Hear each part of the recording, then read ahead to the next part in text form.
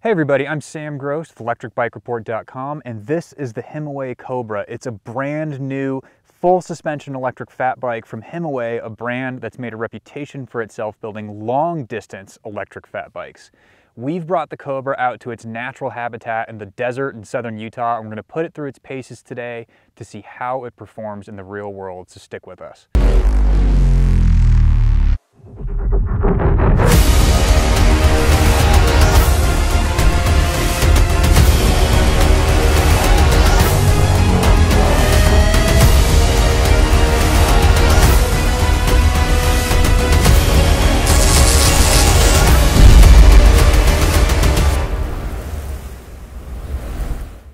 So obviously the most notable thing about the new Himiway Cobra is that it's a full suspension electric fat bike, which is a departure from the hardtails that Himiway usually produces. And I have to be honest, when I saw this bike released on Black Friday of 2021, I was fairly skeptical of how it was going to perform, and that's for a couple of reasons, mainly because Himiway has no experience building full suspension electric fat bikes, and secondly, it's still at a very affordable price point, and quite frankly, affordable full suspensions aren't known for their performance. Full suspension e-bikes, this linkage, this 4-bar linkage, which is on this bike, is actually a fairly complex piece of engineering, and in order to make it so that it's stiff enough laterally so the bike doesn't feel wallowy in corners and over rough terrain, but still has compliance vertically so that that rear suspension is still working, that's a really hard thing to pull off, especially on a budget. So I have to be honest, I'm fairly surprised right now to be saying that I'm really pleased with how this bike has performed. It still falls short of that mountain bike benchmark. That's mostly because it still is a rear hub driven bike. It's got a 750 watt rear hub motor, and frankly, it's just a bit of a beast. It's heavy, it's very large. We'll get a little bit more into the kind of the overall size of this bike in a second, but it's still a little bit unwieldy in tighter terrain. But we're out here in a lot of double track. We've seen a lot of mud today out here testing this bike, and it's done really, really well. Like all the rest of Himiway's bikes, it's a class 3 e-bike with a 750 watt rear hub motor. This rear hub motor has been redesigned from the old Himiway Cruiser. It still is a similar setup, but Himiway says this one can dissipate heat better, and it now makes 86 Newton meters of torque. Hidden inside the frame, which is also a new thing for Himiway, is a 48 volt 20 amp hour battery, which is large. Again, Himiway is known for building long range electric fat bikes, and this one still is a fairly long range bike. The brakes are handled by a set of hydraulic Tektro brakes with 180 millimeter rotors front and rear. This is also, again, another improvement over the old Himiway Cruiser, which used mechanical disc brakes. The hydraulic brakes do grab harder. They're a little bit more modulation. They just feel better in off-road terrain. You also get an RST guide front fork and a rear shock, which I'm just going to look at the side. It's an X-form shock. It's not something that I'm personally familiar with. I have a fairly long background in mountain biking, and this is definitely a more affordable shock. And I guess now let's just talk about the suspension a little bit, because that's obviously the big thing that's new and fancy about this bike. So something I'm pleased about is how well the suspension actually works. That rear linkage, it's a 4-bar linkage, is actually functional. It does soak up bumps, especially on the testing that we've done on bike paths. Going through like a drainage culvert where you G out for a second, and on a hardtail, your back would pack up, you'd kind of go down into the seat. This one soaks that up really nice. Out here, keep in mind, if you do take this out onto an off-road or a double track type style of riding, this is still very affordable suspension. There is a Himiway Cobra Pro, which is far more expensive than this bike, and it actually has a mid-drive motor that has a nicer suspension setup. This is still a fairly budget suspension, so you're not going to get things like small bump compliance and rebound adjustment and compression adjustment, but it does get the job done out here on these double track roads that do at times get fairly rough. Frame-wise, the Himiway Cobra is a very large bike. Specifically, it's very long. Compared to other bikes that it competes with in this fat tire 750 watt class, like the Rad Power Bikes Rad Rover 6 Plus and the Aventon Adventure, we're looking at 4 to 6 inches longer than either of those bikes, especially the Adventure. It's also fairly tall. It's 32-inch standover height. That's again several inches taller than the Rover or the Adventure. So it's not going to be a bike that's super friendly to smaller people. I'm 6'1", I have a lot of experience handling bikes, especially heavier, bigger e-bikes. This one has thrown me off a couple of times just simply trying to hold it and wield it around, turn it around on the bike path. It's just easy to get it to tip over. So bear in mind, if you're a smaller person looking at this bike, it might be wiser to choose a different one. But if you're a larger person like myself, it should work just fine. Cockpit wise, you've got Himiway's standard display, you've got a twist throttle on the side, and then you've got this comfort seat as well. It's all super comfortable. It's a well-spec'd e-bike, and we're pleasantly surprised by how well it's performed so far in our testing. So to get an idea of how well the Cobra comes to a stop, we're going to put it through a braking test where we bring it up to 20 miles an hour and slam on the brakes as hard as we can and take the average of that, getting an average braking distance.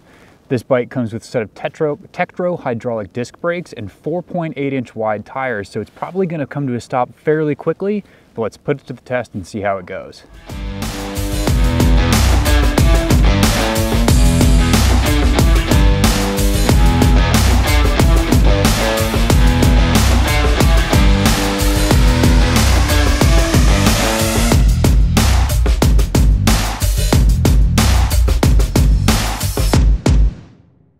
So the Cobra came to a stop on average in 17 feet and 9 inches, which isn't quite our average of all the bikes we've brake tested, but it's still pretty good.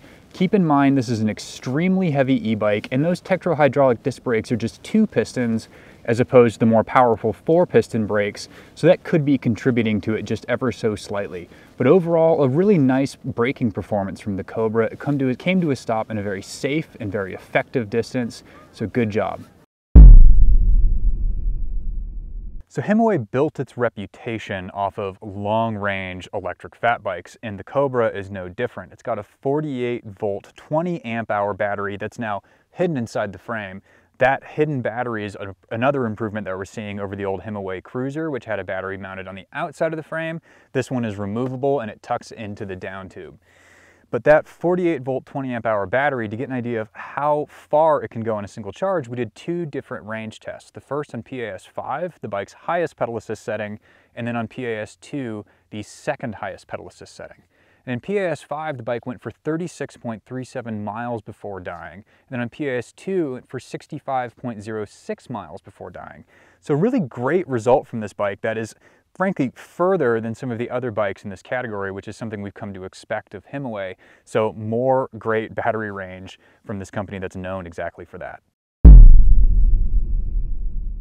So in addition to a long battery life, Himiway has also earned a reputation, at least among the Electric Bike Report staff, for raw and unbridled power from its 750-watt motor.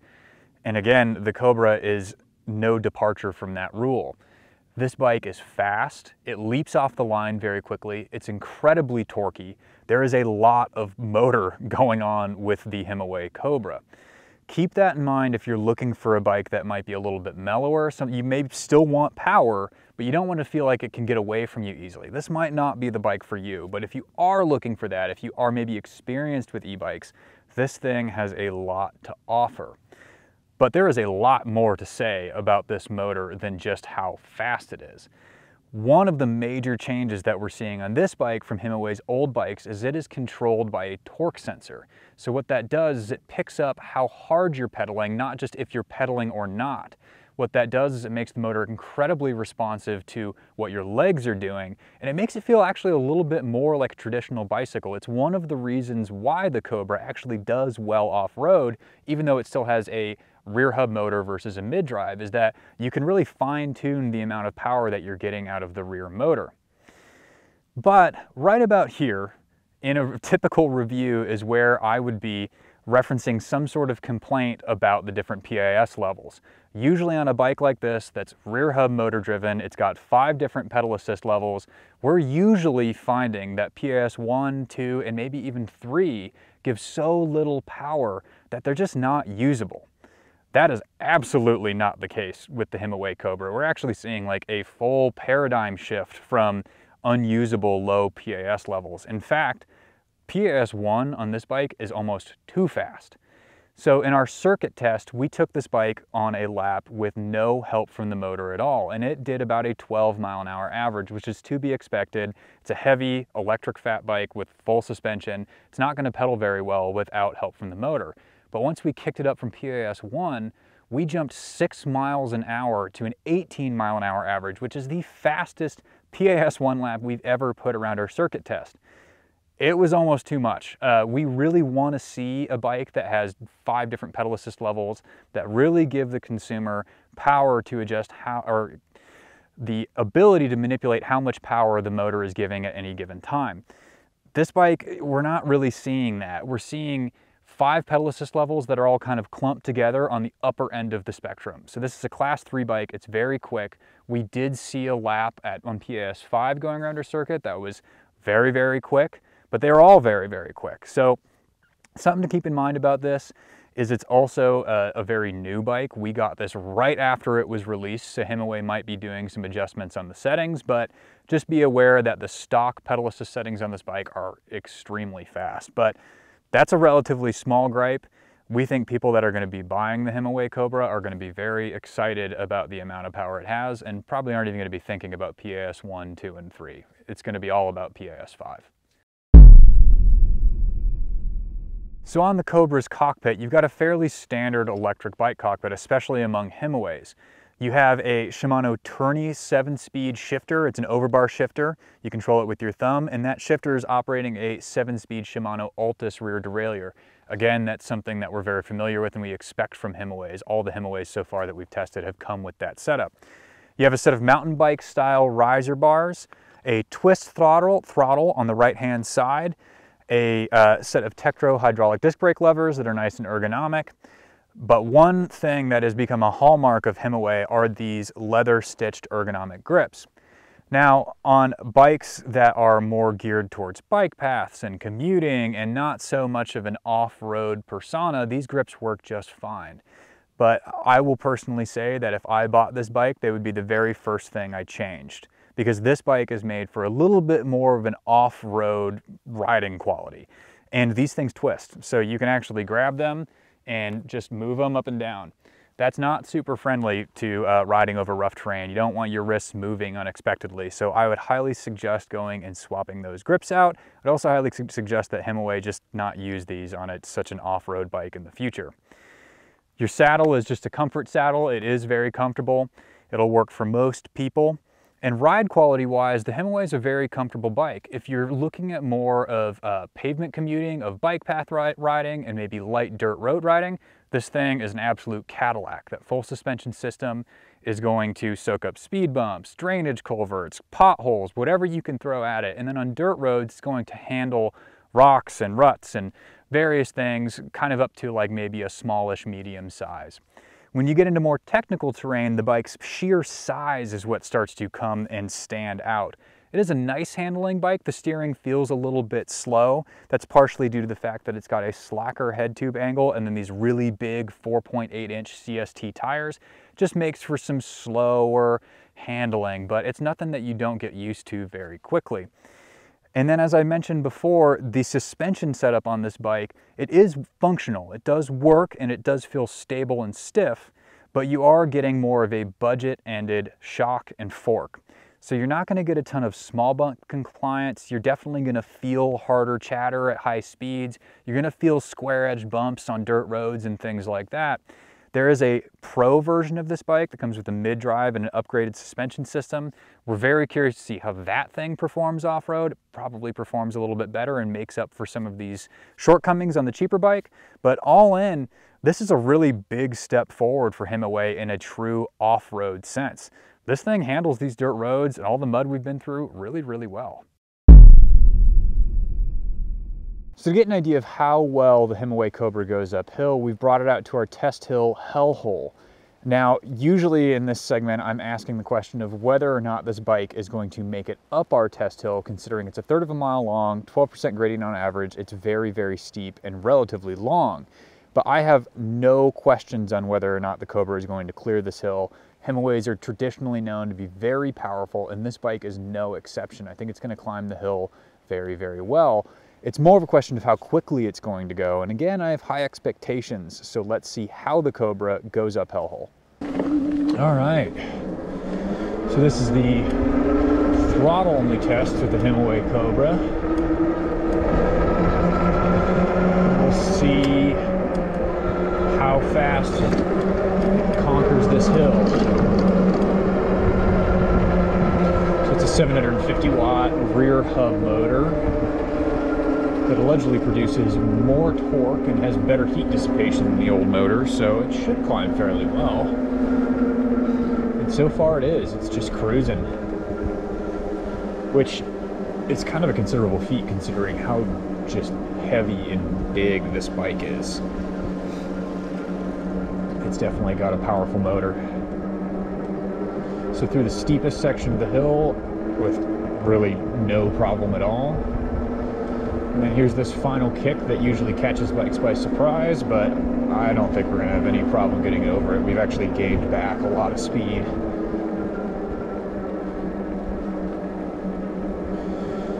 Yeah, no problem at all. Not even a hint of hesitation from the Himiway.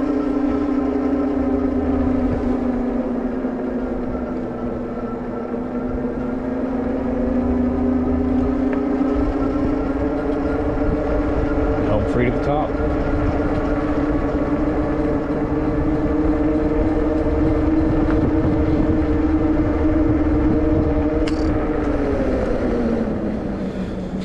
All right, so here we are on the PAS5 test of the Himiway Cobra. Let's see how the bike gets on. And its biggest gear going to the wash. It's a class 3 e-bike, so it's going to have no problems holding speed through the bottom of that. Now we're just going to start cycling through the gears.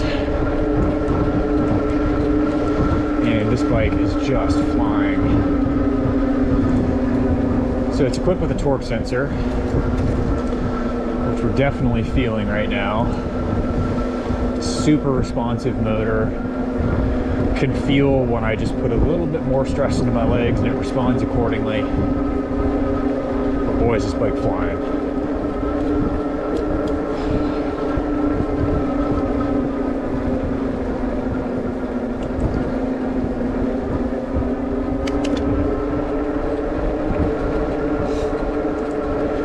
Hello.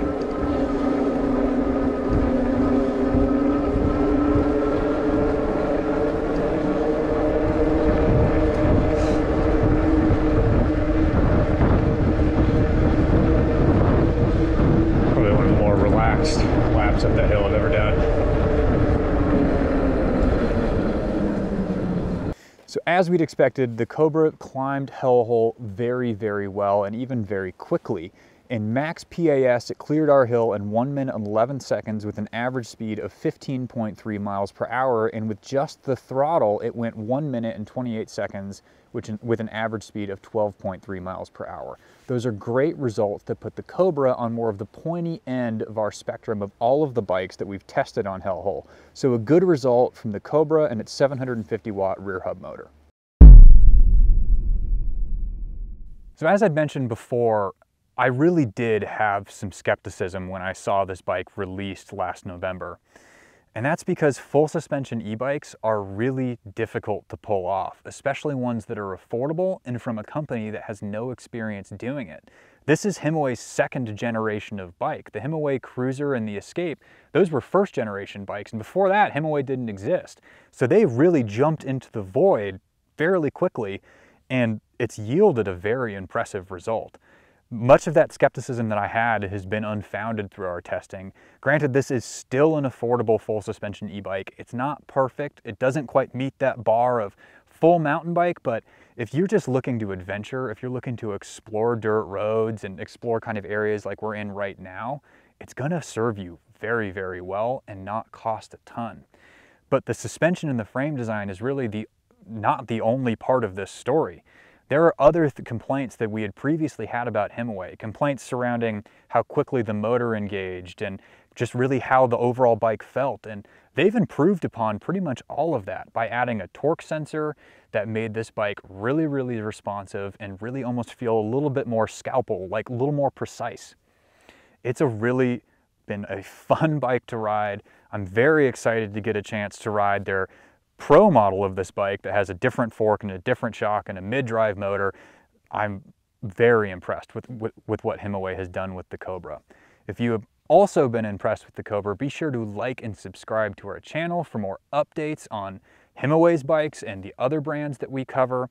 And also be sure to click a link in the description below this video for a more in-depth review of this bike, where we talk a little bit more in detail about the data we collected in our testing.